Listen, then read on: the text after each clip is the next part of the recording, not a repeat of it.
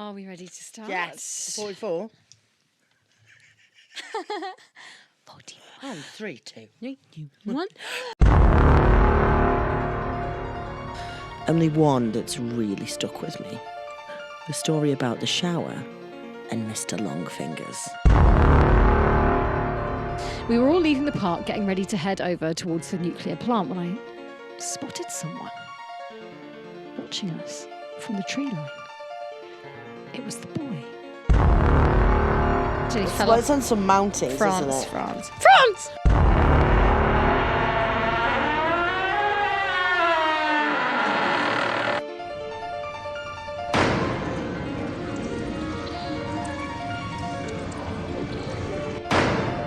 Welcome to episode 44 of Ghost Jesus fucking Christ. That was terrifying. I'm drinking weed. Oh my, oh, here she is. Yeah, kombucha, CBD infused passion fruit. Oh, I had some Spotify kombucha. are pushing weed on their employees. Okay, great. We're going to have to No, we can't cut that out. Lovely. No, I'm just saying I found it in a Spotify fridge. But is this kind of CBD the stuff that actually gets you off your No, tatas? it's not. It's the stuff that just makes you a bit like it's the legal side. Oh, is it? Yeah. It says CBD 20 milligrams. I say it, I don't really understand, to be honest. It's just Quite a bit nice. Kombucha, and that's good for your gut. I do like kombucha. I had yesterday. I had you? a green tea kombucha, Oh, very good. and it was gross, Yeah. but it felt nice. You know, like It's an all about actor gut male. health, isn't it? Gut it's health. all about your gut. You need to have Tim good gut Spector health. or what is... We should insert advert here. Listen, if any gut health providers Oh yes, want us to push your wares, 100%. we're behind it. 100%. But we haven't got any of them. No, we so don't. how are you? We're in a bit of a mood because it's still We're in a hot. mood. We're a fucking. Me and Susie are very ratty. Yeah, we're quite ratty. This could end up in a fist fight. A fist fight. This Oh, could I end up in can't a reach fist you. fight. No, I can't be arsed. I'm too hot to have a fist fight. It'll just be like really aggressive Fist fight. slagging off. Do you remember a All right, film yeah, called... slang. Do you remember a film called The Skulls? No. It had Joshua Jackson in it, and it was and Paul. Oh, of R.I.P. Paul, the one who was in Fast and Furious. I thought you were going to say the one that was in S Club 7. Paul Walker. Paul Walker. I was like, wow, what a glow up for I Paul don't know from S Club why I 7. thought that. Paul Walker, Paul Walker, he was in R.I.P. it. He was beautiful, wasn't he? He was, yeah. Stunning. Did you ever watch that film that he was in called Joyride? It wasn't called Joyride, but it had, you know, sometimes in America they have different names. So they for films. Like Yeah. they'll have one film and then, I'm going to tell you what it was called. People are going to be screaming this because it was such a great fucking horror film. If you haven't seen it, you have to watch it. It really scared me. What was it called? Fuck's sake. Are you looking at it Paul does. Walker's IMDb? No, I'm looking at The Skulls was amazing though. It was UK. like a thriller. Go on then, you say that one. So it was like, it was set at this like campus. I wish I could actually. College. It was college, and it was like a secret society. Oh, It was so up my alley. I love that. love a secret society. Have you read Donna Tartt's The Secret History? No. Oh my god, it's one of my favourite books. It's But you audibly got excited then. Oh no, it is a really good book. And it's all about like secrets on campus and like, oh, it's just fucking great. Oh god, I'm so hot. It's too fucking. I can't. Tim has find. sent us a link. It's called Joyride. Roadkill. That was what it was called. Roadkill. Oh, but they called it Joyride. They called it Joyride. We called it Roadkill. It is thanks, fucking great. It's basically like three mates again, just finished college. They go off on a little road trip. There's Paul Walker, and then there's another guy, and then there's a girl in there. She's incredibly annoying. She's called something Bajeski, and you would know her if you saw her. Bajeski? She was in all the films of the noughties. She was in Never Been Kissed. Like Jessica Alba or something. She was one of, but she was so Jojo Jajetski. Lili Sobieski. There we go. Lily, yeah. Lily. She is one Oh, of the I most... remember her. Of course you do. Of Oh course, my god, she was was the in poster girl. everything. But like... Yeah, she was a bit annoying. there was something... I think it was a voice. She sounded always like she had a bit of biscuit at the back of her mouth. She looks a bit like Helen Hunt. She does, you're right. Yeah, there's a bit of hunt about her. A bit of a hunt. Hunt. She's a right hunt. No, but that film was meant. Then they get chased by a man on one of those CB radios. Like, it's so creepy. What's a CB radio? You know when so like before mobile phones, really, just before, or they might still have them, but truck drivers used to use them to kind of like communicate with each other on the roads, and kind of if anything was going on or if anyone needed help or anything like that, they did kind of talk through the radio. And they start taking the piss out of one of this guy called whose handler is Rusty Nail, and they start, and what's she called? They pretend to be women. They're messing around, dicking around, and then like the guy actually gets really mad and like starts hunting them down on the roads and in the motor. I It's love great. that. I love a hunt kind of movie, so like Duel. Creepy because you don't see him for so much of the film. You just hear and it's just. You should never reveal the monster or the killer. Never reveal. Until right at the end, maybe, but it's got to be worth it. That's what really ruined it for me in Jeepers Creepers. And Creep. Oh, yeah, that was awful in the end. A shame. Because it's such a shame. I think we should make a film. Set it in the London God. Underground at Kennington. Yes. And I think we could make a really Why good have we movie. not done this? I don't know. It's going to be the new Patreon tier, the fund. Yeah, exactly. Our massive You're not going to get it Hollywood for 3 years, blockbuster. but we are going to need £100 off every single one of you per month. Yeah, and the premiere will be at like Streatham Odeon or something. With like 50 people there, like. The Stoke-on-Trent Fenton view. Yeah, exactly. We're like, oh wow, we did a blockbuster. Yeah, we can't. Nowhere else will let us air this. Also, do you know what I'm getting into? This is a bit mental. No, go on.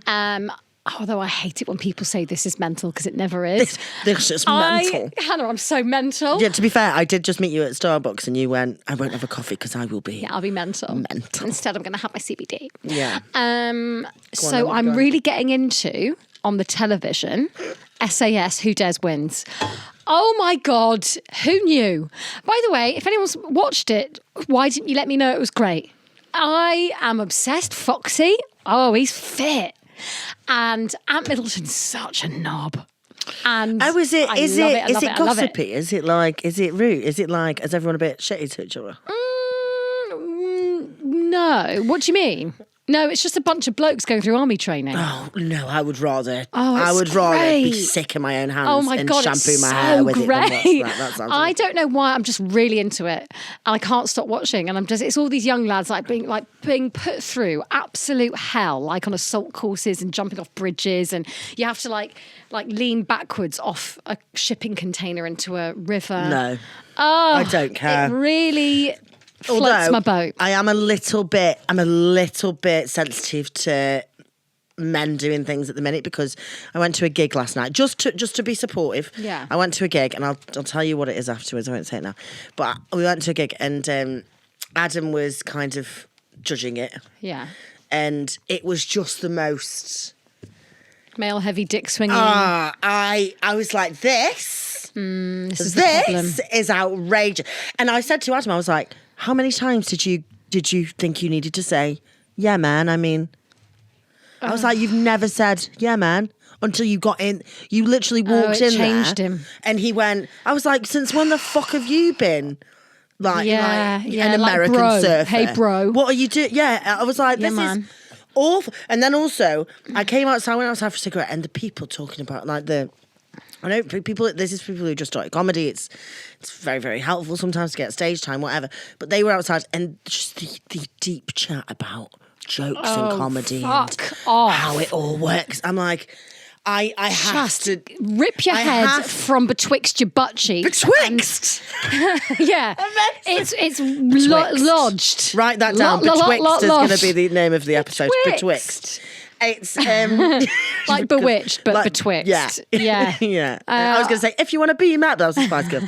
I hated it so much that I went home and I was almost a bit like, I was kind of at Adam like, what are you doing? What is this? But and he wasn't like, Adam's very nice in those situations. He always gives nice feedback. He's never mean. But it just does change people, and it's just so fucking weird. No, I know. And I think I know where you're on about. Yeah. I saw your Insta. That is a breeding ground. It's for that kind of wank. Like, and I don't have time for it. And there is a time and a place to be like, okay, I need to find a new way of writing jokes or writing and talk about it a bit. Yeah. But there is a way, and there's like... just do it on your fucking own. Oh, just talk to yourself about it. Like, it's not that deep. Get into the sea and... It's so frustrating to me. And I was just like, do you know what? This is exactly what we should not be doing. And also, if they took it that seriously and put all that work in, and then they get on stage and they're like, my dick's big, and you're like, cool, okay. Well, that's an original there was some take. great comics on it, wasn't that? You know, it was just... There's a vibe that I was like, this is giving me. I need to cleanse atmosphere. my chakra. Yeah. And I didn't even know I had a chakra until now. You've got to cleanse that shit right off. You need to sage that place. Oh, it was fucking... Burn it down. I can't wait to tell stories. Burn it down. Anyway. Shall I pick a tarot and crack on with the episode? Let's do that. Okay, I think it's my turn. So I'm going to do it. And I shuffled them especially, so yeah. That's almost an OCD arc. You've done that so perfectly. Really think about it, Susie. Come on. Why? What was it that called to you about that one? I saw it peeping like Lynn. It was peeping out at me, and I just knew. Get your book at the ready. This is. Okay, this doesn't look great. Okay. There's a guy who looks like that bloke Ollie from Made in Chelsea, but he's facing away from the camera and he's got 3 spilt cups next to his feet. I met him the other day. Did you? Ollie from Made in Chelsea. Look, cloaked and turning away from the barrel of the camera. Why does it look like Ollie from Made in Chelsea? I don't know. I think I just saw him on an Instagram So what do you think the name of this card is? I think it's 5 of cups. 2 are upright, 3 are smashed over. That looks like someone who's been on the piss. I've got it, 5. It's not... Go on. Well... No, hang on, because this is for the episode. No, it's not good, actually. If it is to do with the episode... I could tell it wasn't good. But go on. This is actually the worst. We're both ratty? No, this is actually the worst possible card you could have pulled. If it's in relation to your life, it's good. If it's in relation to the episode, it's not good. Go on. The 5 symbolises disappointment and regret with an unexpected outcome. It indicates the need to move on. So this is our last episode. Thank you so much for being on this journey with us, everybody. So do you know what I mean? If it's about the podcast, it's ending. If it's your life, you're blossoming. Okay. Oh, I see. So it's about like new beginnings. It's about, move on. Get rid of that disappointment and regret. Of course, you've had a situation where you've disappointed. Yeah. You regret a lot of things, and now you need to move on. I see. But so again, do you know what? I always think that when we take it in turns to pick, it's a bit of half-half. It's like a bit of a crudité of your life as well as a little tapasy. Well, I think this has already been a great episode, so I'm not worried. Yeah, I'm not worried. And worried also, it's about, do you know what? We were both in ratty moods, and now it's saying, move on. Don't be ratty. We're adults. Yeah. We're adult women who need to cleanse we weren't ratty with each other. We were just ratty. I love saying ratty. Ratty's a great. But it's the perfect thing. Do you know what I mean? Yeah. Okay. I love that. Do you want a story? Would you like a... I was going to say, would you like to give me a story? I would really like... Yeah, I could tell. I'm very excited about this I'm just going to lean back with my CBD. Listen to me. Listen, just relax. Oh, I can't wait. Jump in whenever you want to. Thank you. Because I'll be honest, I've read most of it, skimmed some. So this is going to go... This is going to go in a really weird... This is going to take us everywhere, but I'm very excited. Okay. This story is called Mr. Longfingers. Oh my God. I'm already really excited. I can see them. I'm so excited. Yes. I have not got long fingers. You do? No, I've got long fingernails. My fingers are nipples. Okay. I was 10 years old when Grandma came to live with us. It was about 6 months after Grandad passed away, and I guess, looking back, she must have been lonely in that big house of theirs, rattling around with only the grief and memories for company. Fucking hell. So despite a few protests from Mom, that's well harsh. Yeah, that is harsh. My parents took her in. There were no protests from me, none at all. Grandma was loud and fun. I loved her. She had an almost limitless supply of boiled sweets, and she'd always slip me a couple whenever she saw me. She was always the first to stick up for me whenever I got into trouble too. But it was her stories I loved best. Grandma had all kinds of stories. Stories about growing up during World War II, and stories, I nearly said growing up in the WI, and stories about... Hey, you can grow up in the Women's Institute. I'm sure you could do whatever you want. A few waifs and strays in that 2023. And stories about the things she'd get up to with her friends on the south coast. After her family... Grandma had all kinds of stories about growing up during World War II, and stories about the things she'd get up to with her friends on the south coast after her family had been evacuated. Sad stories, funny stories, adventure stories, but it was her scary stories that were my favourite. Grandma had lots of scary stories. She told me she dabbled in the occult when she was a teenager. That's not just like dabbled in it. That's quite a big thing if you take it seriously, isn't it? I love that for Grandma. Oh, me too. Trying out Ouija boards with her friends. Lovely. Tarot cards, fortune telling, all that stuff. Most of the stories I'd laugh off or forget about not long after she was done telling them. But there were a couple that really did spook me a bit. I was only 10 at the time, you have to understand, and Grandma certainly knew how to bring the stories to life. She'd shut off the lights in my room so only the glow of the night sky shone through the curtains, and she'd shuffle in really close. Close enough so I could see the wrinkles on her face and smell the boiled sweets on her breath. Close enough so her deep blue eyes could stare straight into mine. Granny sounds creepy. She sounds like a proper showgirl. Like she knows how to terrify the shit out of kids. Love and her. I respect that. That's what I want. Yeah, it's so good. For the young people in my life. Oh, I found this is really off track, but I found out a really cute word for like nieces and nephews. Nibblings. Ooh. Oh, I think that's so good. My nibblings. No, that sounds like that. Crumbs that you eat off a plate. Eat them. Those are my nibblings. I have eaten, Freddie, but I've left a few nibblings. No, I thought it was really cute. Anyway, so her blue eyes could stare straight into mine. She must have given me nightmares with a few of those tales, but now, years later, there's only one that I can still remember. Only one that's really stuck with me.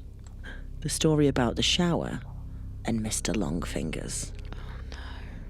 Grandma told me about Mr. Longfingers one night after I asked about her baths. Grandma used to love her baths. She'd spent ages... We're back at baths again. Very sexy again, isn't it? Grandma's bath. You love a bath. I love a bath. I thought you did.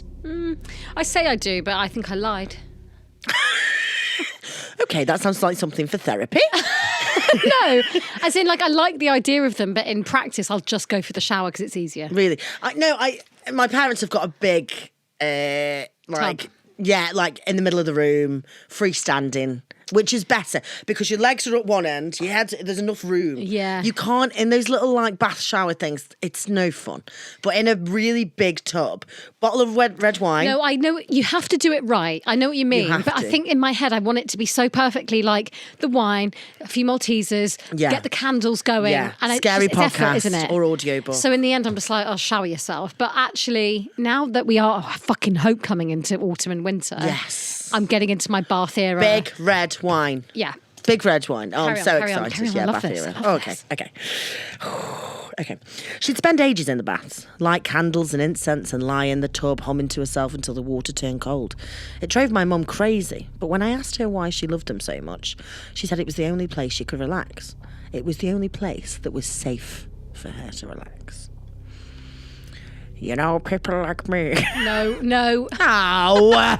You know, the people, like me who are, well, more sensitive to certain things. We have to have baths, she told me seriously one night, shuffling closer on the bed. I couldn't possibly spend that long in the shower. I don't know why she's the queen. It's far too risky. Grandma stared at me with those blue eyes of hers, unsmiling, and I knew it was time for one of her stories. One of the scary ones. I shivered with pleasure and pulled the covers up to my chin. Why is it risky, Grandma? I don't know why. Okay. We've got the Queen and Mickey Mouse. Yeah, I can't. Okay. Where are we in the world? Okay, no, I'm going to make it creepy. Why is it risky, Grandma? She half turned to look out the window, watching me from the corner of her eye. Pausing for effect, I waited, feeling my heart rate pick up ever so slightly in my chest. Well, she said after a moment, it's only risky if you close your eyes, of course. If you close your eyes for longer than 10 seconds. What do you mean? Why? Well, do you ever play that game in the playground with your friends? The one where someone turns their back and the others sneak up on them when they're not looking?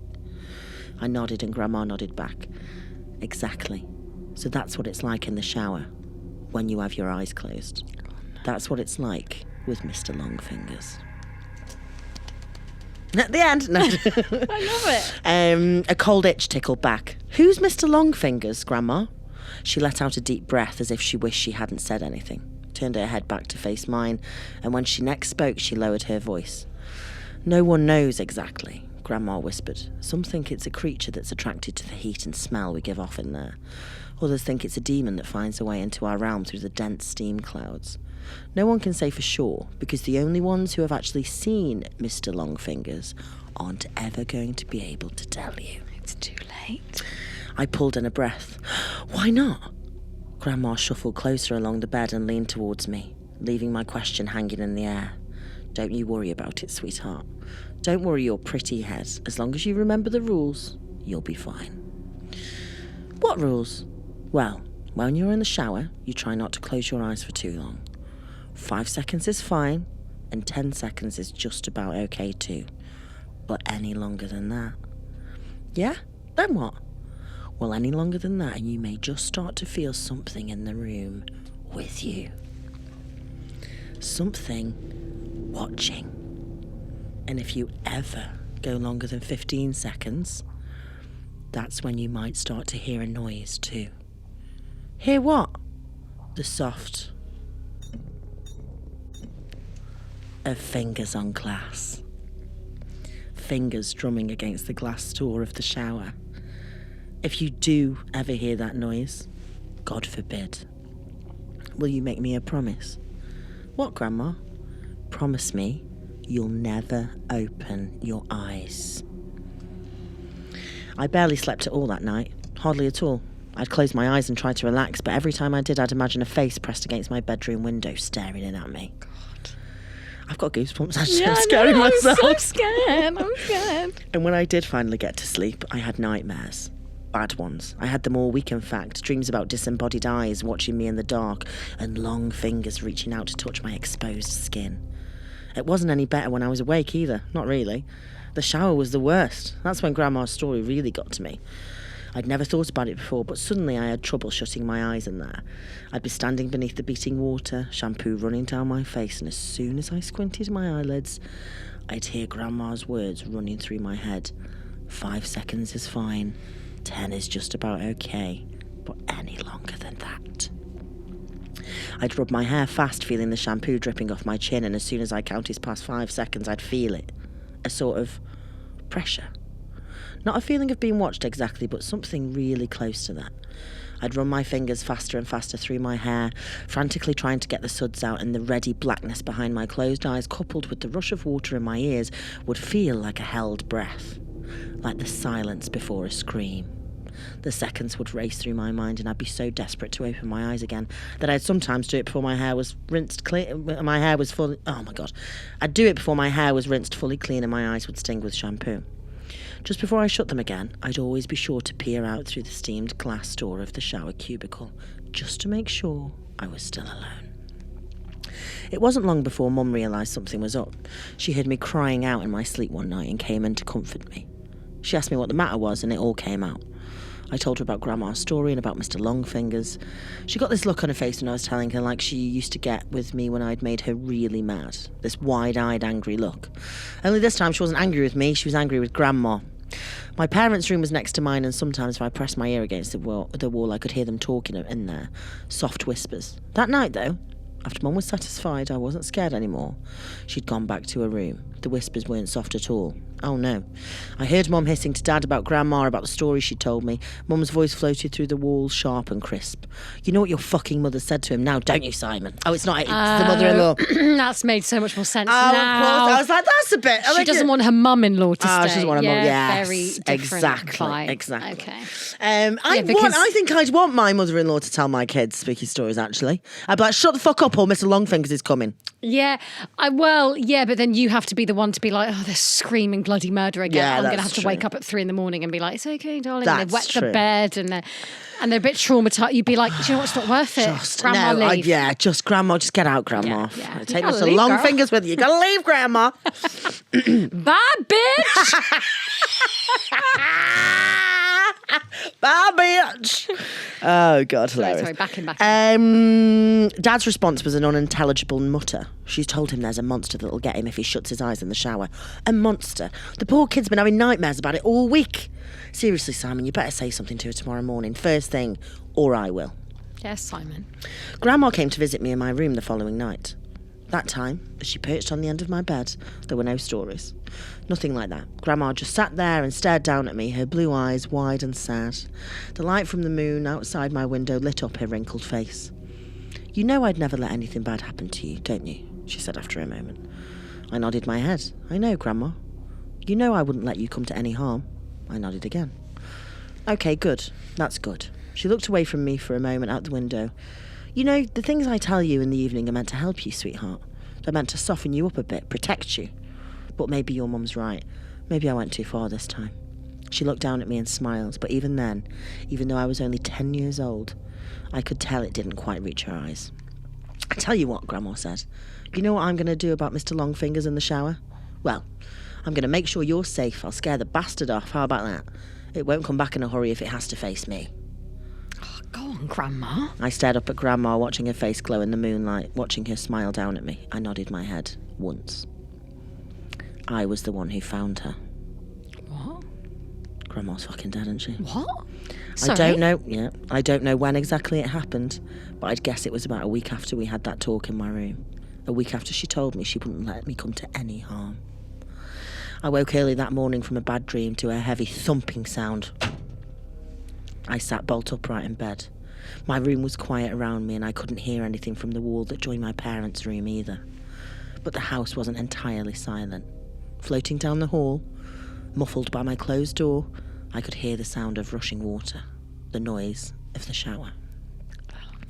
I leapt out of bed and ran down the upstairs hallway, heart already pounding in my chest. As soon as I reached the closed bathroom door, I started to bang on it. A deep terror was welling up inside me like cold water from a well, something I couldn't place. I kept banging and shouting, "Grandma! Grandma!" over and over again, even though she didn't respond. Off to my right, I was dimly aware of voices from my parents' room, the sleepy shuffle of footsteps, and before they had a chance to make it out into the landing, I'd lifted my hand to test the door handle. More out of instinct than because I thought it might actually be open. But the door wasn't locked. I kept banging with my free hand and it swung suddenly inwards, bringing me face to face with a wall of steam. Heat struck my skin. I squinted my eyes against the damp fog and peered into the bathroom. And before my dad pushed me to one side, before everything around me descended into shouting and tears and chaos, I saw her. I saw Grandma. She was lying naked on the floor in the shower cubicle, the water beating around her face, blue eyes bulging from her face. One hand was curled around her chest like a dead bird, while the other trailed against the glass of the shower cubicle, the flailing finger marks she'd carved through the steam, still clear and fresh. It was a heart attack that killed her. That's what my dad told me. He said Grandma was old, and the thing had struck her quickly and suddenly. She would have died fast and without pain, Dad said. She wouldn't have suffered. I knew better then. Yeah. Even as a 10-year-old, I knew better. And years later, writing this as an adult, I still know better. I also know my wife and kids resent me for refusing to have a shower in the house, for insisting everyone take baths. They pretend it's okay and they humour me, but I can tell they don't really understand it. Not at all. My wife thinks she does. She thinks I still carry the trauma of seeing my grandmother dying in front of me when I was little. I guess she's right, in a way, but she doesn't know the full truth. Nobody does. And no one would believe me, even if I told them. No one would believe me if I said the reason I don't take showers, the reason I haven't had one since I was 10 years old, isn't because I'm scared of the sight of a dead body. It's because all those years ago, when I crept back into the still hot bathroom after the paramedics had taken Grandma's body downstairs, I made sure to check the marks her fingers had carved through the steamed glass of the shower cubicle. And those marks weren't just on the inside. Oh my God! I knew it. I knew those were going to be on the outside. And not once have we seen the fucking monster. No. That is for your imaginations only. I see him as like salad fingers. Yeah, just really long kind of Voldemort-y. Rusty spoon. Yeah, fuck it. I hated salad fingers. Everyone was like, yeah, it's fucking so cool. So and I was funny. like, it's not. I It's not hated funny. it. It was too weird. Too weird. Yeah. Come on. Those little fucking finger puppets. That was a great story. Thank you, Susie. Absolutely nailed Thoroughly it. I enjoyed it. love Thank you. that. Oh, Thank poor you. grandma. I know. It's quite sad, actually. It's isn't really sad. it? Mr. Longfingers. Oh, God, that was good. Okay. Have you got a story for me? I do, yeah. Would you like... Oh, which one? I'm going to go for Chernobyl. Oh, my God. Love me a bit of Chernobyl. I love a bit of Chernobyl. This chair's too... You're about to I fall can't backwards, sit- I like the can't- SAS lot. How fuck. Christ. How do I stop myself from... I want to lean back in my chair, but I don't want to... You've just gone down, haven't you? Yeah. You look shorter. I don't know how to... There's lots of knobs on this chair. I'm going to have to just sit... There we go. There we go. Oh, there look we at go. that. That's absolutely gorgina. Okay. Here we go. There's something growing under Chernobyl. Did you know that you can take a tour of Chernobyl right now? Yeah. If you plan it... I'd really like to That go. was a rhetorical question. But you're actually... That's Yeah, part of it the is. story. You're like, yeah, I do actually. Yeah, you understand I that. would love to go to Chernobyl. God, are you like a dark tourist? Yeah. Really? I'd go, wouldn't You'd you? go and visit like the Rose West house and stuff. You telling me you wouldn't go and visit the... I think that's been knocked down though now. It has, but you can go obviously visit. I think I would go. Yeah, you're a dark tourist. Aren't you? No, I don't mean? think I would want to go there. I'd be worried there was some radiation. I don't want radiation. But apparently you can go. And I do apologise for interrupting. But you can go. Okay. Did you know that you can take a tour of Chernobyl right now? If you plan ahead, it will cost you about $100. You'll be able to walk through the site of one of the worst nuclear meltdowns in human history. Your tour guide will take you through the exclusion zone, right up to the plant that still contains the ruins of the reactors that went up like radioactive fireworks back in the 1980s. As you stand in the shadow of the crumbling smokestacks, your guide will promise you everything about the tour is safe, that Chernobyl is completely, perfectly safe. That's a lie. Yeah. Depending on how much the guide knows, it might be a deliberate lie or a lie of omission. But the thing you need to remember always is that Chernobyl is not safe, pacified, or even sleeping. Chernobyl is alive, and it's becoming more dangerous by the day. I found out what's growing under the abandoned plant when I snuck away from my tour group a week ago. Okay, if there's somewhere you're going to sneak away from, it's not Chernobyl. Yeah, that does. It seems. Oh, what's this really bright orange thing? Orange thing? I'm imagining a little, Imagine. like a button, like go. I just imagine something being like completely and utterly radio, like just... Oh, like glowing orange. glowing Oh, orange, like goop. Yes. I thought you meant the. No. Press it. And dead. I'd get a bit button happy if it says don't press. No, I'd be you like, weren't. Don't have to worry about those hot nights now, do we? Yeah, depending on how ratty I feel, I would 100%. Yeah. Do you know what? I'm fucking sick of this. We're all gone. And dead. Yeah. Okay. I never intended to go off the path when I first signed up for the Chernobyl tour. I was excited to see the hollowed out buildings, the scorched concrete where all of the graphite rained down that night of April of 86. Maybe I could even find a little irradiated rock or pine cone or something to take home as a souvenir. Are you fucking kidding me? Whoever this is a moron. I completely agree.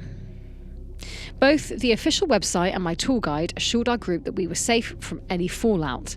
While the area around the nuclear plant still crackled with radiation in places, it was generally low enough above the ground that risks were minimal if exposure was limited to a few hours. Again, quoting the tour guide there. She did seem trustworthy, though, as well as shockingly beautiful.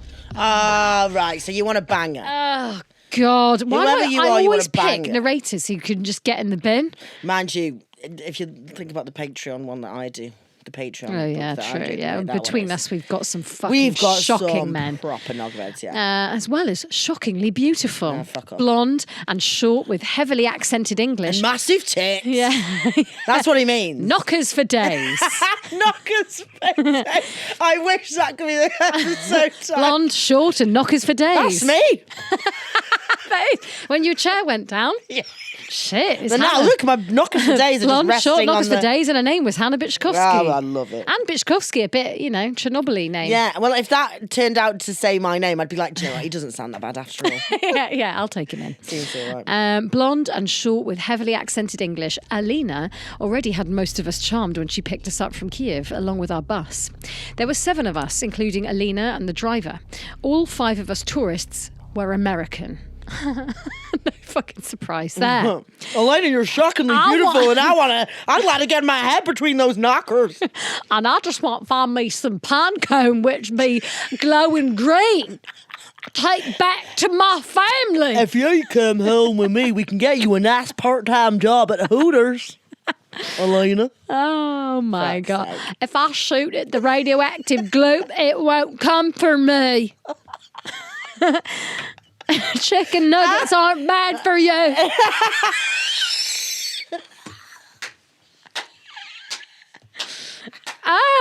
Okay. So we've got the gist of our narrator. Very funny. Okay. He's just a hillbilly. That's who he is now. If he speaks in this, we know how he sounds. Yeah. Alina gave us the basic history of Chernobyl and the nearby ghost town of Pripyat as our bus thumped along the road towards the exclusion zone. That sounds scary, yes? Alina asked, one blue eye winking like a wave against a beach. What? She's been in a Chernobyl. Winking wave, She's been exposed to Chernobyl too much.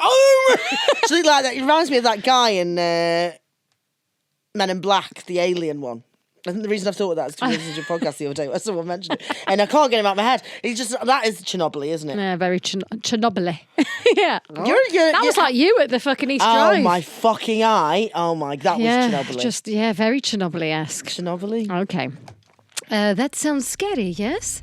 Alina asked, one blue eye winking like a wave against a beach. Do not be overly concerned by the term exclusion zone. We do not exclude, it's only a name. And the fact that there are nearly 200 residents living in the 2,600 square kilometers surrounding Chernobyl. The bus ride, though bumpy, was soothing. Between the hum of the old engine and Alina's history lesson, I found my eyes starting to droop. I was nearly asleep when I saw the boy standing at the side of the road. Oh, I don't like that. Something about him gave me a little jolt, made me sit up.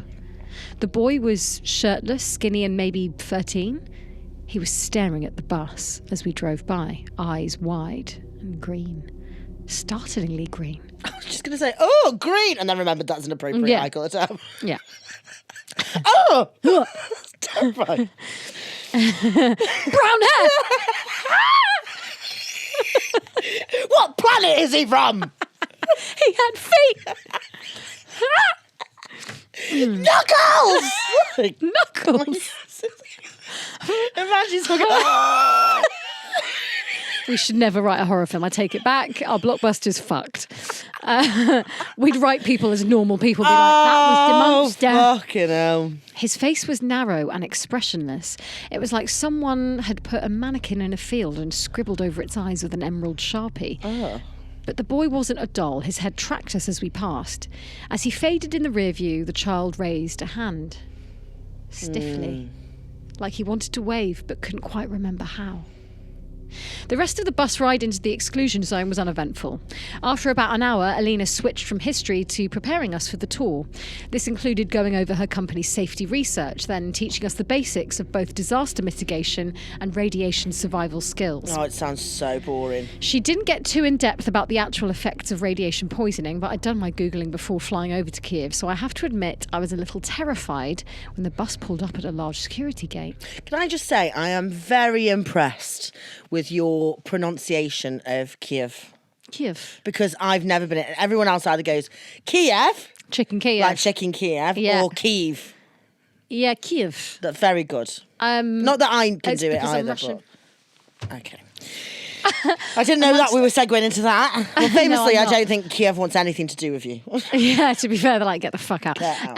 No, I'm not Russian, really. I'm not. But I think I will take that compliment. Yeah, I have pronounced it. It's very good. Very nice. Thank you. But now I'm about to do Alina's accent, and that's going to be dog shit. Okay. But here we go. Welcome to Chernobyl. That's Borat. So... My wife! I've just been humbled. Welcome to Chernobyl, Alina chirped. We didn't actually start with a nuclear plant. We didn't actually start with a nuclear plant itself when we got off the bus. Up first was a tour of Pripyat, an abandoned town that used to house the workers and families who lived around Chernobyl. Since most folks left in a hurry, walking through Pripyat was beyond eerie. It was as if the entire community was suspended in a moment in time, a limbo where the residents could return at any moment. But the area wasn't perfectly preserved. The wilderness had started to reclaim Pripyat, vines and underbush creeping up and over concrete. Everywhere around the town was forest and frontier and green upon green. Forest and frontier, is that an expression? Maybe, because isn't frontier... Everywhere around the town was forest and frontier. And green upon... Oh, who cares? No, it certainly didn't look like a land sick with radiation. If anything, the exclusion zone felt vividly alive. That's not a good sign. No. At one point, I was walking at the back of the group, snapping pictures, when I felt my boot sink into the ground. It was like stepping on a pillow covered in spider webs. I glanced down to find myself standing in a puddle of green moss. Oh, God. It felt like a pillow covered in cobwebs. So I looked down and found I was standing on a pillow covered in cobwebs. You're right. That's really tickled you, hasn't it? Oh, it really did.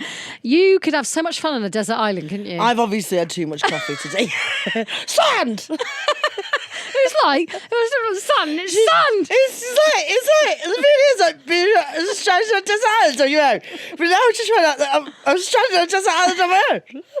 Fuck me. Right, back in. It was spongy and textured like a honeycomb, covered in a downy fibre, almost like fine hair. The colour looked strangely familiar to me, though, and I couldn't place it at the time. I wiggled my foot, and my boot pulled free with a pop. There was enough suction to the moss that I stumbled and cursed, not that anyone noticed, as absorbed as they were with Chernobyl and Alina. I continued on, spotting more patches of the moss on the ground, on the sides of the buildings, even dripping down from the overhanging roofs. Other than the moss, what surprised me the most about Pripyat was the graffiti. There wasn't much of it, but occasionally we'd stumble past a wall or a door with swirling marks that bled together into almost recognisable shapes. The paint or ink was whatever was used to draw the symbols. No, the paint or ink was whatever was used to draw the symbols, and it was the same green as the moss. I stopped Alina when we passed one door that I was positive was marked with the shape of a key larger than my hand. Do you get a lot of folks snaking in here to tag the walls? No, I can't do that. I can't. What should I do? No, I would really like that to continue. Okay. Do you get a lot of folks snaking in here to tag the walls? I asked. Alina looked at me like I'd grown a second head. I do not understand. What is tag? Graffiti? Paint? Like right here on the door? The door, no. The door looks clean to me. I do not see any paint. Alina shrugged. Sorry, maybe it's a shadow? Yeah, Alina's like, can you fucking rednecks just fuck off back to America, please. You're ruining our country. Yeah. You're ruining our culture. Yeah. Get out. Yeah, she hates him. Yeah. And I'm not saying that all people from the south of America are rednecks. Or hillbilly, yeah. Hillbillies. But some not all. They're like, have you ever seen Pete's Dragon? No. Pete's Dragon? Yeah. Like our Pete? No, Susie's obsessed. Oh, I love Pete. With our friend Pete. She's absolutely... He's a great comedian. Some of you will Pete have seen Paisley. him. She was dressed up as he's dressed up as something, I won't say what it is. No. He scared people at our live show. Don't give away any more, though. No, I won't. But yeah, no, not him. The film called Pete's Dragon. No, never heard of it. Anyway, some hillbillies in that, and I imagine that this is them. Okay. But very fictional, not actually people from the south. Unless you're homophobic, then you are bad. Fucking hell. Moving on. Sorry, maybe it is a shadow? I dropped it. Maybe it was just a shadow that I saw, or maybe the radiation was getting to me. Safety promises be damned. While all of Pripyat was a little unsettling, the derelict amusement park was downright chilling.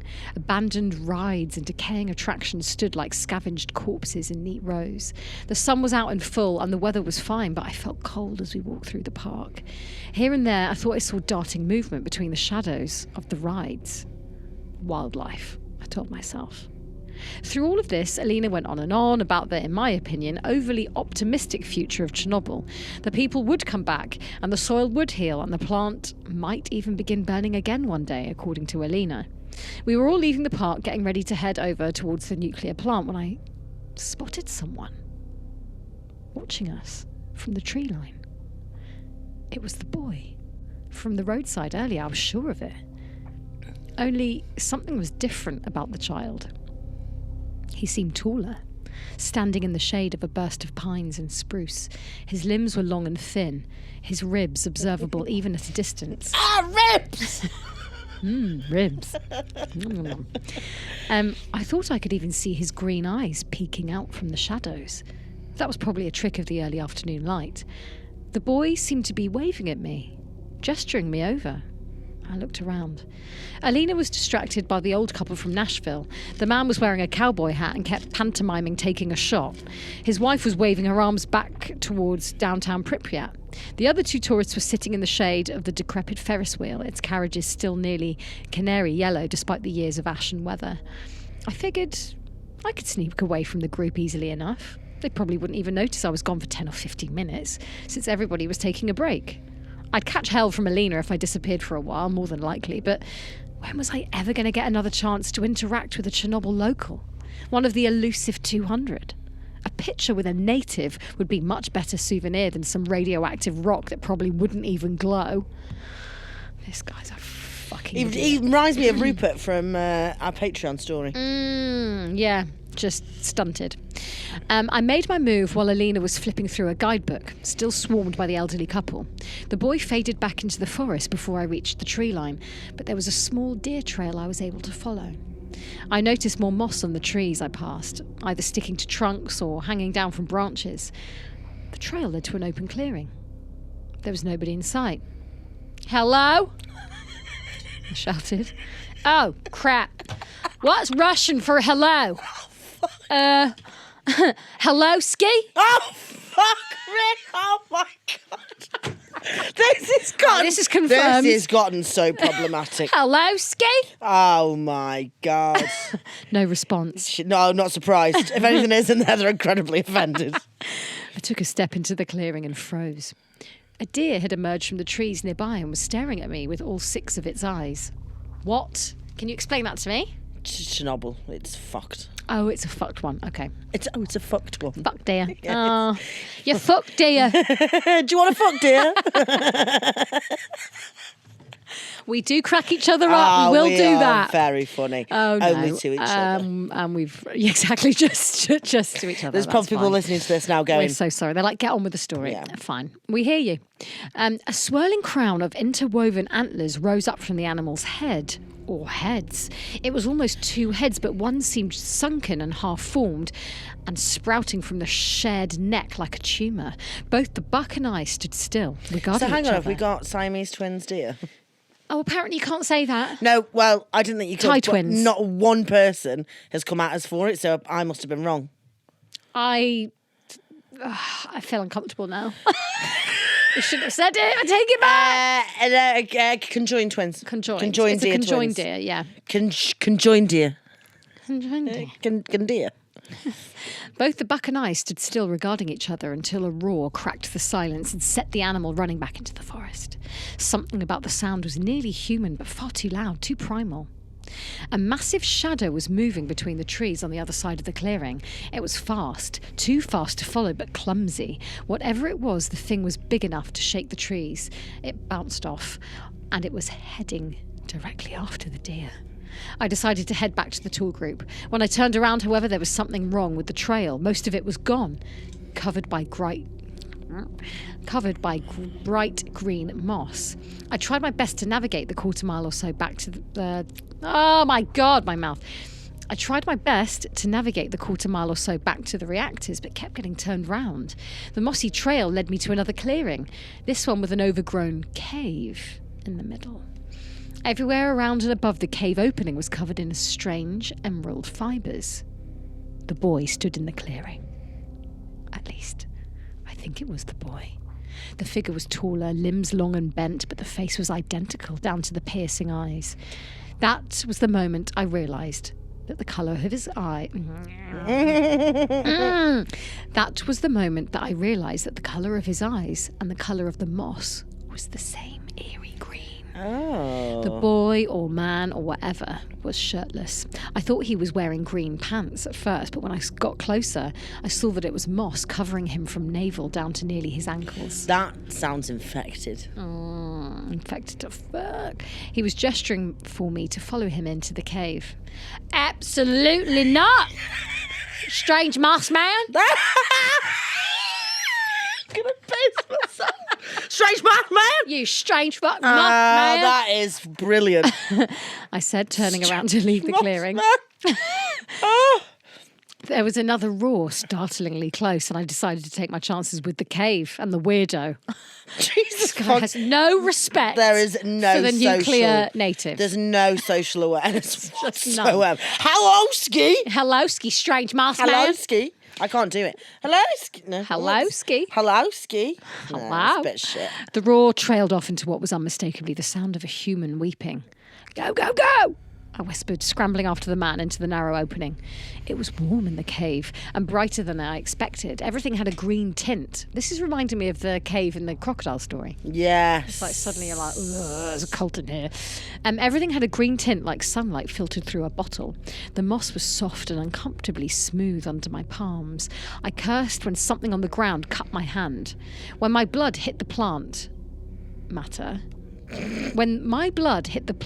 it began to twitch. I crawled a little faster. The tunnel leading deeper into the cave eventually opened into a wide, vaulted cavern. It was bright inside the room, a glow coming off the moss that covered every inch of rock around us. Part of me wished it was darker. That way I might not have seen the things buried in the moss. The cavern was full of people. Dozens, maybe hundreds. They were jammed into the moss like living ornaments. Some were even pressed into the ceiling. What the hell? I whispered. It was a whisper. I got that wrong. What the hell? I whispered. Okay, let me try that again. Very funny. What the hell? I whispered. The man had stopped in front of me. He turned back, face blank, and that's when I realised the second horror of the cavern. The bodies in the moss were all different sizes, but each had the exact same face. The boy from the side of the street, the man from the clearing. They were hundreds and hundreds of copies of the same thing, suspended all around me. The creature pointed to something on the floor of the cave, a green lump sticking above the moss. Feeling like I was trapped in a terrible dream, I walked towards the cluster. The top was open and curled inside the moss, and I saw the skeleton of a child. Oh. The original boy, I guessed. The skeleton must be wearing scraps of decayed clothing. He must have been lying in the cave for years, maybe decades. Thick, thorny vines threaded through the boy's ribs and spine and skull. What is that? My question was cut off when strong hands wrapped around my throat from behind. Oh no! The strength was unbelievable, unavoidable. I barely had time to struggle before I blacked out. The last memory I have of the cave is watching the vines begin to stir and slither like a pit of snakes as I fell forward. I woke up to the sound of Alina cursing in Russian. I was back at Chernobyl, laying on the concrete in the shadow of a giant silo. The tall group was standing over me, all of their faces somewhere in the spectrum of concerned, confused. All except Alina, who was clearly torn between anger and terror. "Why did you wander off?" she asked. "The forest is dangerous. What were you thinking?" I sat up gingerly. There was a sudden flash of pain all along my arms and legs. I looked down and saw that my jeans and shirt were shredded in many places, the skin underneath raw, covered in small cuts. I thought of the vines and the long barbed thorns. "How did I get back here?" I asked. It's so fucking annoying. Alina threw up her hands and shrugged. Then she launched into a tirade about the danger I'd put myself in and the effect that me being hurt could have had on the tour company and her personally. I wasn't listening after the first few words. I'd seen the man from the clearing standing at the tree line watching my group. Next to him was a new figure, bent over like an old man, with deep green eyes and my face. Oh my God. What is going on there then? The Enski.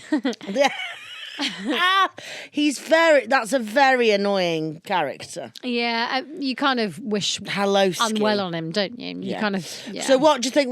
Was that souls of people? Yeah, I guess my guess is that the kid perished in the fallout of the disaster, and now he's and obviously something with the radiation made him turn into a moss man. Right, okay. Something like that. Could be wrong. Could be wrong. Could be wrong. Could be really wrong. Would you like another story? Yes, please. Okay, I don't think I do that one. I don't know that one weird. I don't think sounds Dutch. I don't think I do that. This story is called I Can't Believe What John Got Me Into This Time. I can't even remember the first time I met John. He's always simply been a part of my life, as constant as the oak tree outside my bedroom window in a small Maine... Oh, fuck's sake. Let me start again. I'm being a fucking idiot. I can't even remember the first time I met John. He's always simply just been a part of my life, as constant as the oak tree outside my bedroom window. In a small Maine town that was often stifling, John was someone I could always count on to make life more interesting. Maine is the perfect setting for every spooky scary story. Maine. Yeah. Where Stephen King gets all of his... is it? Every Stephen King... I thought it was West Virginia was the spookiest. No, it's Maine. Maine. I mean, there's no... No, it's Maine. But Maine's like a small Halloween town. Like, it's always a bit fall. There's always like leaves fall on the ground. There's always like... Yeah, I love that. It's very New England. Yeah. Do you know what I mean? And that's what I like. And I like a New England IPA. So technically, I should go move there. It's all my favourite thing. I really want to go to Maine. This is something I really want to do. Let's go to Maine. Go to fucking Maine. Well, when we do our tour in America, it's a bit like Gilmore Girls, but spooky because everybody it's a small town. It's just you could American flags, pumpkins everywhere, flying in the breeze. Exactly, fucking Trump voters, gorgeous. Stunning, obsessed. John was someone I could always count on to make life interesting. Sure, John's adventures hadn't always gone perfectly, often resulting in both of us being grounded, but they had only brought us two closer together. And now that we're reuniting after our first year at our separate colleges, I know this next week is going to be a fun one. I was a bit disappointed when John suggested getting together at our old hometown, but that was before I'd heard the rest of his plan. The old trail at the edge of town had been abandoned over a decade ago due to a landslide that killed a group of hikers. But the trail, which had been mostly on rock, was rumoured to still be viable. At least that's what John said, and he is determined to hike it. There are stories of adventurous teens who plan to hike the trail and disappears, but I know how a small town like this is bound to create ghost stories just to pass the time. Even if the stories are true, I know there are a million ways dumb teens could get lost that don't involve vengeful spirits or Sasquatches. Even better, maybe they'd fake their deaths just to escape this oppressive town. We don't want to go. I wish I'd thought of that one a few years back. The sound of a car pulling in brings me back to reality. I hear the same greeting I've heard a million times before. How's it going, dude? Shut up. John, it's so great to see you again. Yeah, I know. Is all your gear packed? Do you need me to do an accent? Up to you, babes.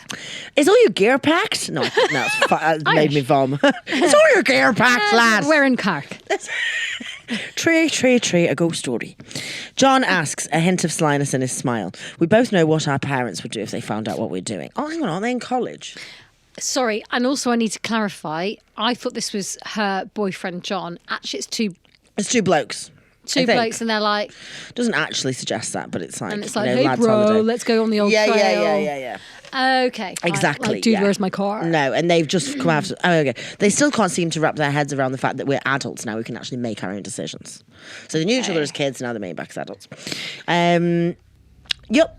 So exactly, what is the plan for hiking this? I looked out at the brush hiding the old trail from the casual glance. You didn't say much about it over our texts. Well, it's pretty simple. We hike until evening and then set up camp. I did a bit of research and this trail used to be 10 miles out and back. We should try to walk all 10 miles today. Fucking hell. We should try to walk all 10 miles today to get to the lookout spot at the end, and then we'll walk the 10 miles back tomorrow. Do we have enough food? I asked a bit worriedly. I didn't know if you were bringing the meals, so I only bought a day's worth of food. Relax, we'll be fine. It's a 2-day trip, so we'll survive even if we have to miss a meal or two. So he's moving for us to walk and not eat. This sounds like a fucking horrible holiday. There are a couple of questions I still have, but I know John has thought of everything. He's the more experienced one, always the leader in our adventures, and he never likes it too much when I question that leadership. So I put on my backpack and I let John lead the way. The trail isn't as easy as John had confidently assumed it was. It's evening now, and if I had to guess, I'd say we've gone about 5 miles. I wish we could use Google Maps to find out exactly where we are, but we lost cell service a long time ago. For the first few hours, there were frequent stops to figure out our way forward and plenty of bushwhacking, but we seem to be on the right path now. Sorry, scared the word. the shit out of me then. I was like... Bushwhacking is funny. Is a fucking great word. Is it? Sorry, I didn't mean to swear. It's a great word. I don't have to say the F word with it. We're really bad for that. Listen, we're each on journeys. It's a really good word. It's a very nice, lovely word. Bushwhacking. Bushwhacking. Yeah. You're a bushwhacker. Yeah. I'm going to go to the salon today to have my bush your whacked. bush. Yeah. Exactly. If you work in a spa, I'm in for a promise tonight, so I'm going to have my bush whacked. I'm going to say that forever now. I'm going to whack my own bush in the loo. Think about Kenny. Hang on. Yeah. Every time I've thought about that every night at around 2 a.m. and it's just cringy. Thank you for everything you did for teenage girls back in the day. And he was like, "Can you stop accusing me of paedophilia, please?" Okay, but we seem to be on the right path. Do you think it's time to stop now? I ask, my voice heavy with exhaustion. We've been hiking a whole day and the most we've seen are a couple of squirrels. At least we proved all the rumours of ghosts wrong. Let's keep hiking until we find a good stopping place. They don't have food. They don't have fucking food. Jeez. Well, they have a bit. And they'll have that trail mix shit. Oh, like, God. I've got dinner, some nuts. Yeah, the only good bit in that is the yogurt-covered raisin or the chocolate raisin. I love that, sir. So we eventually find a clearing, set up our tents and have a meagre dinner from our supplies. Should we turn back tomorrow? I venture. I don't really want to hike on an empty stomach, and if we run out of food... I don't really want to hike on an empty stomach if we run out of food, and my reservoir's half empty too. Don't be a wimp. Come on, you can't stop now. We haven't had any fun yet. I can tell we'll find something interesting tomorrow if we just keep going. Even if I did find something interesting on an empty stomach, I would be fucking raging. There is nothing that makes me rattier. Yeah, exactly. Ratty, rata. Heat and hunger. Fuck off. And hiking. Hunger and hiking. Hate the 3 H's. Fuck that. The night passes uneventfully. I take a trip to the bathroom, resolving that I'll be more grateful next time I'm around running water. I've been on my fair share of hikes, but I've never camped in the backcountry overnight. At least I sleep better than I expected given the sleeping conditions. Waking up to the sun streaming through the fabric of his tent. Oh, fuck, hang on. That was completely weird. At least I sleep better than I'd expected given the sleeping conditions, waking up to the sun streaming through the fabric of my tent. I walk outside, asking with a yawn, "You up yet, John?" Why am I doing these weird accents? "What's the plan for breakfast?" No response. Typical. John must still be tired after our long day yesterday. I walk back to my tent and start eating some of the trail mix left over. You were right. We fucking smashed that. Frowning at the bag's lightweight. Then I sit there playing the stupid mobile game I recently got on my phone to pass along psych lectures. As I look at the battery, I grumble at my lack of foresight. I'd brought a charging cable, forgetting there's nowhere to plug it out here. At least half an hour has gone by now. If John still wants to hike until the end, he'd better wake up soon. John, you up? This is getting ridiculous. I might as well unzip the tent, just to help wake John and get moving. John couldn't get annoyed at me for just unzipping it, right? I walk over, unzip it, to let the growing sunlight shine in, and nothing. No John. This is bad. Where is he? What do I do? Stop. Breathe. I remember something I heard years ago from an overly eager Boy Scouts counsellor in the 3rd grade. In any dangerous situation, the first thing to do is stop moving and evaluate your options. What are my options? John's supposed to be the experienced one, the one who can handle these situations. What would he do? I guess he would figure out why I'd left. Did John leave without me? No, none of his stuff's gone. Bathroom trip? No, I've been awake for 40 minutes without seeing him. Listen, I'm just saying, if you've been out drinking lake water... you think he's taking a long... You might still be there. Toilet just break. making sure. And you know don't they say, stay put? Like, if you you're leave. lost in the wilderness... Oh, maybe. Don't go being like, oh, I just need to find my way back. If you're lost, stay where you are. That does sound like a very good idea. Sometimes this podcast is just educational more than anything. It's just educational. I mean, also, like, we know a lot more than we think we do, and it's... I think we're just so intelligent. Yeah, it's... But if we go camping, I hope you'll If we go camping, we're dead. And it doesn't even matter if it's on a campsite, we'll still be fucking dead. Run down by a Winnebago. I think a camping trip would maybe be another Patreon tier because I would hate it. Okay. Did John leave without me? No, none of his stuff's gone. Bathroom trip? No, I've been away for 40 minutes without seeing him. Mauled by a wild animal? No, stop. Just don't think about that. Okay, what else? Maybe he went ahead to scout out the trail. Yeah, he would do that. And of course he wouldn't bother to tell me. Okay, now what do? I could wait here, but I don't think I can keep myself... I don't think I can keep myself here a moment longer. Myself. I can get myself out to the prairie. Now that I know I'm alone in these woods, I'll follow him. Yeah, then we can hike back here together. He's doing exactly what you said he shouldn't do. Error. I quickly put on my boots and set out, swallowing my fears. The forest seemed a different place now that I can't really rely on John to guide me. Behind the sun-dappled trees lies a darkness that my eyes can't pierce, behind which anything could lurk. 1,000 alternate possibilities of what could have happened to John race through my mind, but I shake my head and resolutely ignore them. As long as I stick to the plan, as long as I just keep walking forward, the fears don't rise up in my throat to choke me. I'm beginning to wish I brought something more than just my boots. My phone is pretty much useless without cell service, but I still miss its reassuring weight in my pocket. I suddenly realised how untethered I am from everything. No one except John knows where I am, because even though I'm an adult now, my parents still would have tried to forbid me for this excursion. I'm alone, and I'm miles away from any civilization. If I don't find my way back... No, shake it off. Yeah, you're right. Keep moving forward, that's all I can do. At least the trail has finally gotten onto that rocky ridge John was talking about, so there's no more bushwhacking or guesswork. As I continue walking for what must be 20 minutes, I notice something is off. The forest feels different here. Subdued. Less alive. Finally, I figure out what's bothering me. It's dead silent. All I hear are my boots plodding onto the rocky surface. Surface. Very good, Foley.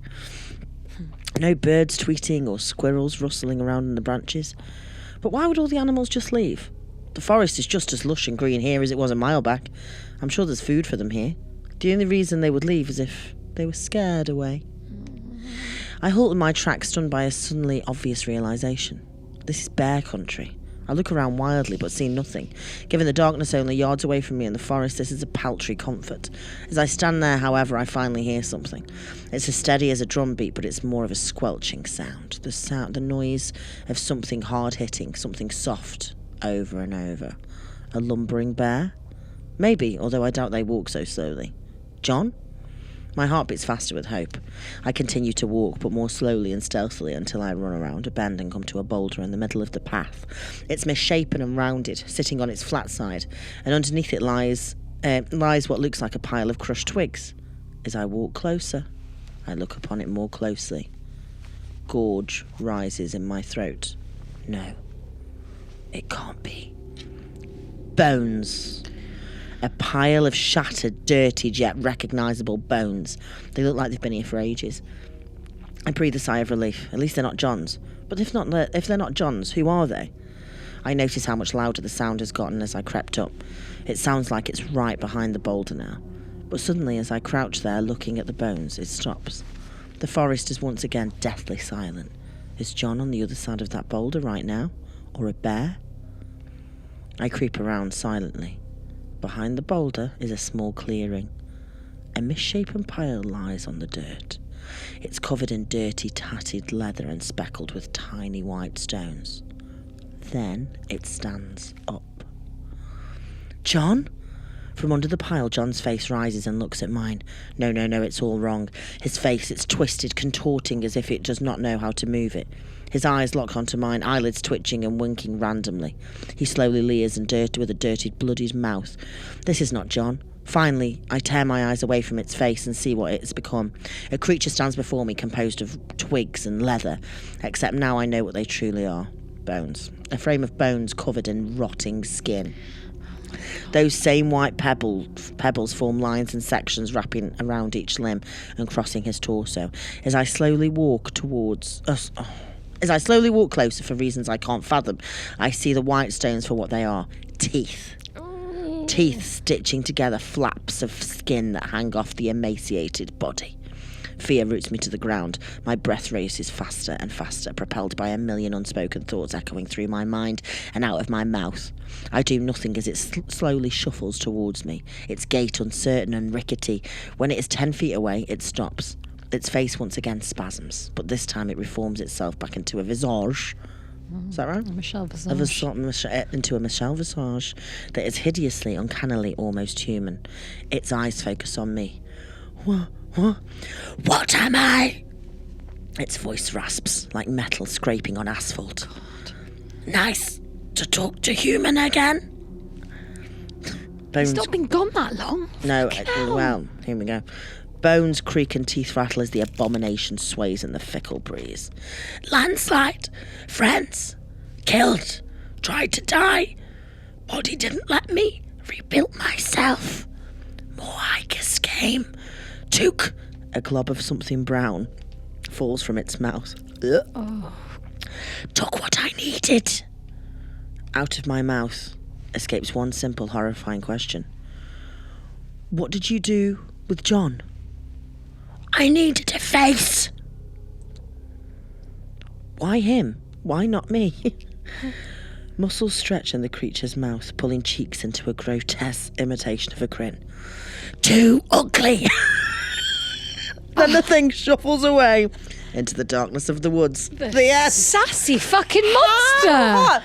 Too ugly. It might be like, I can't fucking believe that. You'd be like, oh, thanks, dickhead. Cheers, you twat. A glob of something brown just fell out of your mouth. You pig. Look in the mirror. Yeah, I've been on trail mix. I'll be thin as fuck by tomorrow. Hang on. So John fucks off into the woods. This thing has grabbed his face. Yes. He was out killed years him. ago, died in a landslide. So those bones, the initial bones, when they're like, they're really old, they are the hiker's dead body bones. So this hiker was been dead for ages. So this ghost has now gone and taken John's. Oh, pretty John. Taking him all apart. And minging fucking narrator. Exactly. Oh, God. And minging narrator, yeah. Imagine being too ugly for Quasimodo narrating monster. that story. That is harsh. I know. God. Love it. Okay. Shall I do Creep of the Week? Go for it. Let's have a Creep of the Week. Do. Creep of the Week. Do. Creep of the Week. Creep of the Week. Creep of the Week. Do. Okay. So, Hannah, the Creep of the Week this week. Yes, please. Comes from Laura. Oh, lovely. Hola, Laura. Okie dokie. Hi there, just found your podcast and absolutely love it. I'd love to share my story with you, to share with the world. Oh. This story happened when I was in my late teens, early 20s, and had moved into my parents' basement for some privacy. Totally get it. I'm going to get into Wise this. move. Yeah. We lived in the country. For context, the living room I had in the basement was directly under the living room upstairs that has steps down to it. To the left was the bedrooms, to the right was the kitchen and hallway, and the stairs that led to the side door and garage. Having lived in the basement for already a couple of years, I was very familiar with the footsteps I would hear from above. My mother always wore slippers, so she had a lighter sweeping step. I tried to do Foley, but it didn't work. A lighter sweeping step. I'd say like... No, it's a bit bigger. That's it. There we go. Still had some weight to it, and my father's was much faster and heavier. Jesus Christ. You end up paying for Spotify's microphone. Sorry. I had a sister that was in a wheelchair and couldn't walk or talk and needed full care. My father was a tow truck driver and would often come home for dinner with us, but then go out again on a call, and my mother would go with him for company and safety, and I would stay at home to watch my sister. This night, I was sitting in my living room in the basement, and I could hear the shuffling of my mother's steps down the hallway to my sister's room to check on her, back down the hallway into the living room, and then sitting on the couch. I heard her switch the TV on, and it was playing at a regular volume. I then heard my father's footsteps from the kitchen to the bedroom, all the way across the house. I had 2 cats at the time that often spent time with me in the basement, and one of them started acting strangely, walking to the corner of the basement and then jumping on top of my desk, looking directly at the corner of the ceiling to where my parents' bedroom would be above, just where my father's footsteps stopped. My cat flicked his tail back and forth, staring at the ceiling unmoving, which really started to creep me out. I suddenly had an uneasy feeling that I was alone, but not alone all at the same time. I decided to call my dad's cell phone, which I expected to hear ringing in his room just above, where my cat was seated, so I could ask them if everything was all right upstairs. The phone began ringing, but I didn't hear it. I didn't hear it upstairs.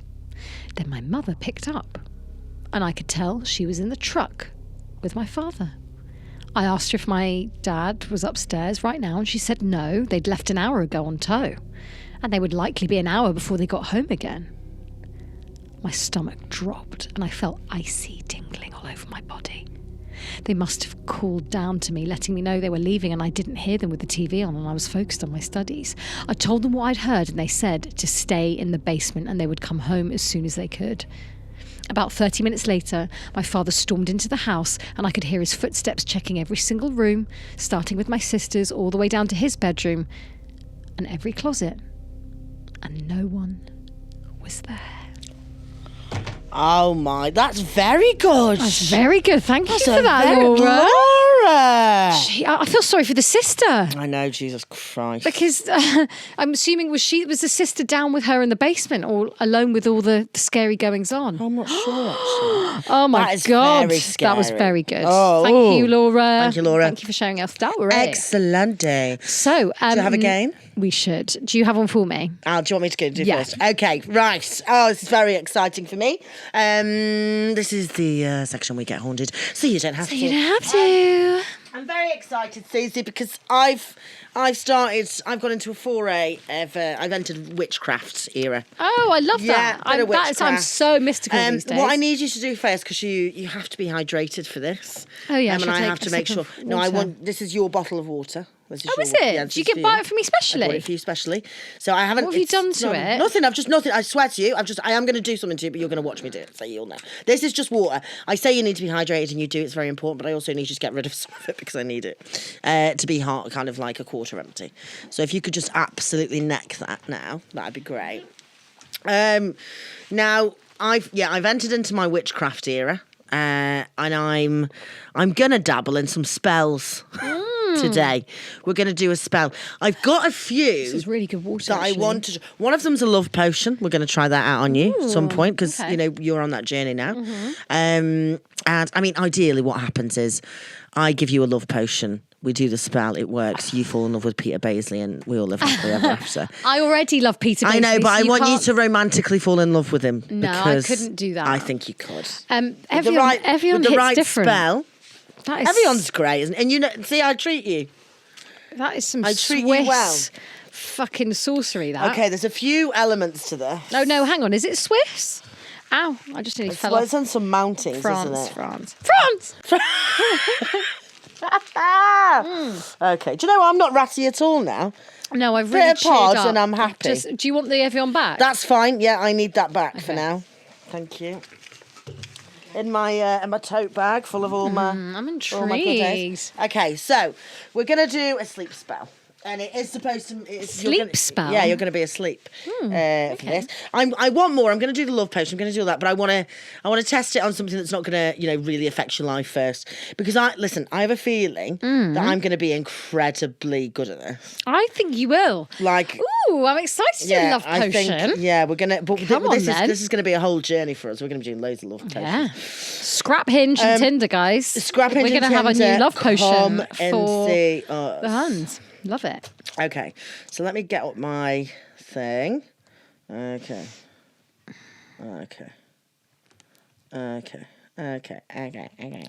By the way, can I just quickly read out something that someone called Nick wrote on Instagram? Yes. They said, last night, Hannah was in my dream. She was bringing me some meat, exclamation mark. Mystery meat. What? I asked her if she'd like to go and have a mooch around one of our haunted pubs in town. She seemed a bit bored, but you agreed. Oh, that sounds very much... I'm sorry. So I took her there and she gave the landlord my meat for a look around. So rude. He said it's been pretty quiet lately, but he really, the ghost, doesn't like holy people coming here. When I turned around, she was dressed in this high priestess, in brackets, Moira Rose-like outfit. Oh, I know exactly which one he's talking about. So he threw us out of the pub. That's the end of the message. Oh. You know what? I love a little random message like that. You've been dreamt about. And also, I don't know what Nick means by Moira Rose. What's that?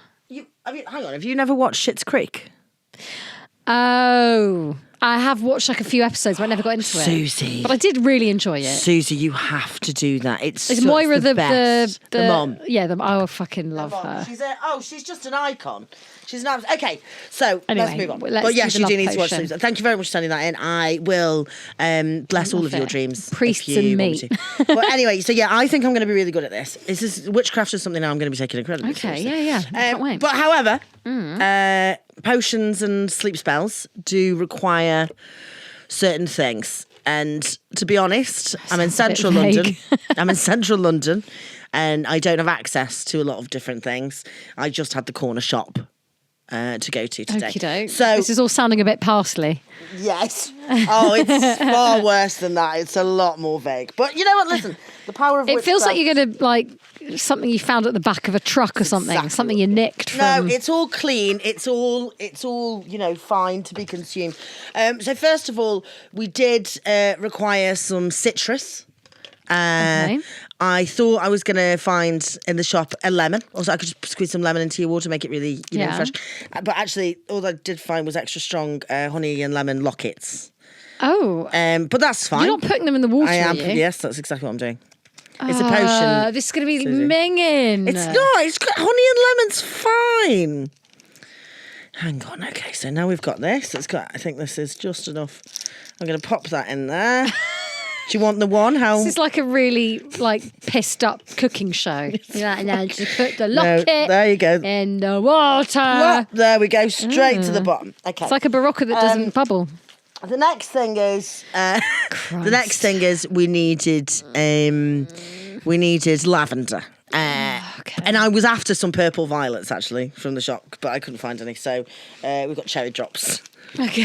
But I also really like cherry drops, so I didn't mind spending my money on them. Okay. Because, so we're going to have a cherry drop in there as well. We're going to shake it around in a minute and do the, don't you, the potion. Ooh, is that nice? Yeah. The other thing, as long as it's not something really don't put salt in there. No, I'm not putting anything minging in that. Okay. But what I actually have changed things to make it a little bit more palatable. Okay. Because they said this is your personal love potion, so you could do. No, this is a sleep potion. My love potion is going to be perfect. Oh right. Exactly as it says on the tin. They said something like twigs or something from the earth, and I thought that's a bit harsh. So instead, I've gone for sesame snaps because nuts. What did you mean? It's nuts in it. No, it's not. It's a seed. It's a seed from the ground. So better than twigs. I didn't put. I could go get you a twig if you'd rather have a twig. Well, you could have put twiglets in. They don't actually contain anything. Any twigs. Any twiggy. So we're going to put some of that in. Scam. Right. Okay, no, don't put any more. That's fine. Put a whole one in. What? Oh no. Yeah, whole one. Whole one. It has to be a whole one. That's what it said in the thing. No, this is going to be quite nice, I think. Oh my God, this is absolute carnage. I mean, what is wrong with... Oh God, that looks minging. You need to clean that up. I'm going to clean it up now. Hang on. Wait there. Let me clean up first. Oh my God, this is absolute... This is my practice. This is going to send me to sleep? You're going to go. You're just going to drop dead. I don't want to drop... Okay, that's not a spell I can send to. No, you're going to go to sleep. Okay. Right, okay. I've also bought... I'm feeling a bit perky though. I'm not sure I will. I've also bought your pendulum with me because I need it as like a bit of a hypnotist thing, and it is your... It's my pendulum, my personal pen. Only ever been cleansed once. Personal pen? We need to take that off. Okay. But, I mean, that's not... I think that matters. Alive. So, okay. So, okay, where's my lid? Right, we're going to shake this up. That looks absolutely revolting. Stunning. I'm seeing bits of sesame snap float to the top. Snap. This is going to taste nice. Oh God! Please don't shake it loads. That is disgusting. No, that looks great. Okay. Jesus, the things I do for this pod. No, you don't. It's shaken. Don't worry. It's shaken. Please stop. Stop it. Stop it. You've got an impish look on your face, and I don't trust it. Okay, right. That's yours. You're welcome. Okay. I reckon you're going to taste this. You're going to be like, that's fucking lovely. Okay. If you want me to, I'll have a taste of it afterwards. So what do I do? Okay, we don't have a candle, so we're not allowed a candle in here, which is very annoying. Okay, I'm going to read this out. I'm going to read this out twice. You need to drink it. You need to have 3 sips. Now? Yeah, 3 sips. Oh, that tastes fucking gross. That's like cherry. Yeah, I love cherry. Oh, look at those sesame seeds. That's disgusting. That is absolutely But would you rather be working in an office? Okay. Okay. Yeah. So Now I'm gonna do this here. Focus on the pendulum. Focus on the pendulum. I'm gonna read this. Close your eyes. I'm gonna read this out. So I can't. Times. So I'm. Oh yeah, fuck. How does that work then? Okay, keep it. Just focus on it. Yeah, just focus on it. Okay, here we go. By this candle that we don't have, you do sleep, hidden from the day, in the night so deep. That's quite aggressive pendulum swinging, actually. Yeah, it's making my eyes go funny. Can I just shut my eyes? Yeah, fuck it. Yeah. Oh, Lady Moon, guide my dreams. Lady Moon. Cover me with your beautiful beams as the candle flame dies. I close my eyes. Allow me to wake in the warmth of the sun. One more time. By this candle I do sleep, hidden from the day in the night so deep. O Lady Moon, guide my dreams, cover me with your beautiful beams. As the candle flame dies, please close your eyes. Allow you to wake in the warmth of the sun. I think I'm reading it by me and saying my, and I mean you, so I'm going to do it again. By this candle you do sleep, hidden from the day in the night so deep. O Lady Moon, guide Susie's dreams, cover her with your beautiful beams. As the candle flame dies, please close her eyes. Allow her to wake in the warmth of the sun. You said it quite creepily. Oh, how are you feeling? Are you feeling tired at all? I am actually, yeah. Yeah? Yeah, I feel a bit. Oh, shit, it's working! That's a horrible noise. Do you think, like, open your eyes, do you feel a bit like actually like you could have had a nap? Oh my God. Is it 2025 no, stop yet? it. Yeah. Oh You've been dead for 2 years. Do you feel like that? Yeah, I think that worked. Fuck, I can't believe it. Yeah, very All right, let me have a witchy. taste of it then, because I am intrigued. Ready? Oh my God, you're like Spider-Man. I'm a witch. Yeah, you are a witch. So what happens now? Well, nothing. But if you're ever struggling to sleep, you can use that, and you need more time. But I just wanted to see if you felt sleepy. Really. So where's the love potion that you promised me? No, I'm going to do that next week. Oh. I wanted to practice. Oh, I see. Okay, well, I love that. Sorry, not next week. That is fucking disgusting. It's disgusting. Yeah, I want to vom. Yeah, thank you. Yeah, it's disgusting. Oh, I saw that being a lot more... Cherry, sesame, never... Don't try that at home, guys. Thank you so much for joining Thank you for us. listening. And we will see you next week for episode 45. Bye.